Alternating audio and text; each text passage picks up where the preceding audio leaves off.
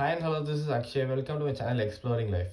இன்னைக்கு டே 59 of 1 minute சம்மரியில் நம்ம எந்த புக்கோட சம்மரி பார்த்துட்டு இருக்கோம்னா தி லாஸ் ஆஃப் ஹியூமன் நேச்சர்.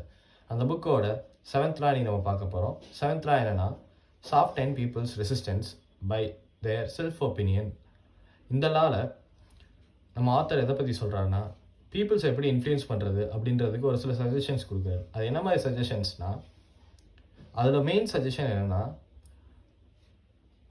ஒருத்தவங்கள நம்ம இன்ஃப்ளூயன்ஸ் பண்ணணும்னு நினைக்கும் போது அவங்கள நம்ம பெருந்தன்மையாகவும் அவங்க ஒரு பெரிய ஆளுன்றதை ஃபீல் பண்ண வைக்கணும். அப்படி ஃபீல் பண்ண வச்சுட்டாலே போதும், ஈஸியாக நம்ம அவங்கள இன்ஃப்ளூயன்ஸ் பண்ணலாம் அப்படின்னு நம்ம ஆத்தர் சொல்கிறார்.